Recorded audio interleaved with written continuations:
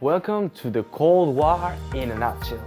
Yours truly is Jose Portillo, student from Tech Millennium in 5th semester, and I will guide you through the trip in time. Today's topic is Cold War, the period of tension and ideological conflict between the two superpowers after the end of World War II. Now, we have to look at the aftermath of this war. The conditions were disastrous.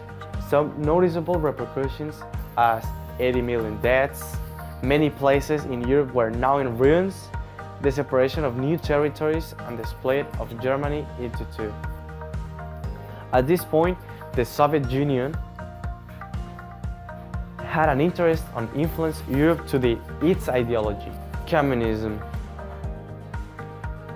And the United States, as soon as they noted these intentions, they were afraid of this communist ideology, as it was a total opposition to its ideology, capitalism. So now we have to stop right there with these two new concepts, the capitalism and the communism. Now we will start with capitalism, which is an economic system where people privately own their own goods and services, as well as the means of productions, which these focus on their ability to control their own economic prosperity and poverty. This system of political economy was thought by Adam Smith, a Scottish philosopher who wrote The Wealth of Nations, known as the Bible of Capitalism. On the other hand, we have communism, which is a type of government as well as an economic system where individual people do not own lands, machinery, or factories. Instead, the government or the whole community owns these things. Everyone is supposed to share the wealth that they create, and this system was assimilated with the thoughts of Karl Marx and Friedrich Engels. Now, what was I saying? All right.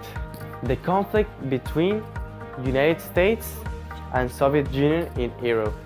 As we notice the difference in this ideology, the capitalism of the United States defending one's wealth and economic prosperity, and the communist Soviet Union that defend that all should have the same level of wealth.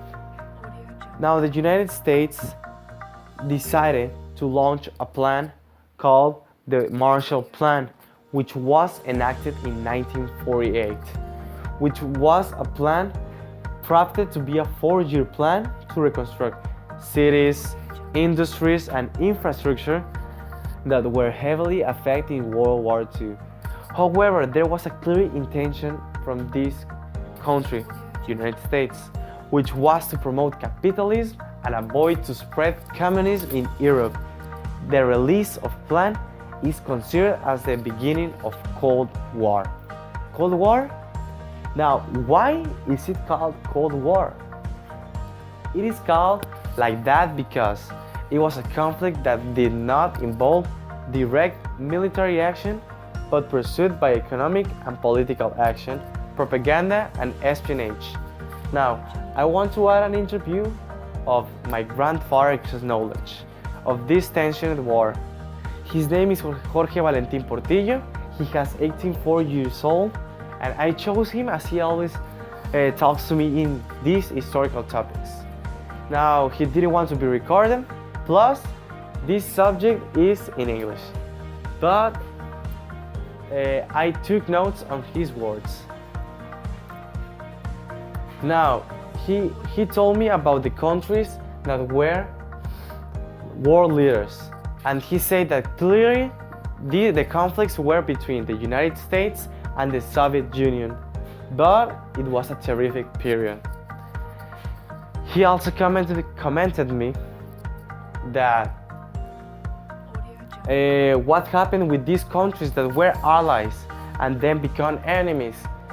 He said to me, look, you know that they fought together for one cause, to win over the emergent dangerous power of Axis, leaving aside their differences. But when they both realized their capability and their total opposite ideologies, they began to take actions against each other. Basically, they sum up just for the global cause. He also talked to me about where the Cold War took place, and it took place not only over these countries, I mean the United States and the Soviet Union, but all around the world, as there were circumstances that another country was involved, like Vietnam and Cuba. This conflict did affect relationships worldwide. And then, the opinion of my grandfather on the general public on Cold War was that it was terrifying to see a possible catastrophe during the time Soviet Union had atomic bombs in Cuba. For my grandfather, it was tense and alarming to hear that news. Thankfully, it did not pass from indirect contact and did not affect Mexico. And last, my grandfather was asked like what type of weapons did the two world powers have at their disposal, and he answered that it was, as he said, atomic bombs were the little weapons both countries were trying to improve with many tests in their historial. And very curious information what my grandfather said. I thank very much his contribution, and now it is clearly that it was a tough time for all of us, but I missed up a very important point, and I want to talk about some important dates. First, I will talk about the Korean War in June 1950. This is where things really got heated between the Soviets and the United States. Then it was the space race in October 4, 1957. Then the Cuban Missile Crisis in October 1962. Then it was the reunited Germany in November 9, 1989. Now, to end up this video, Cold War was an intense conflict between two different systems. A period of time that impresses me for all the advances that were made due to the tension, and these advances are like the creation of spaceships and even the first computer. It also meant a demonstration of superpowers that end up thankfully in a positive way.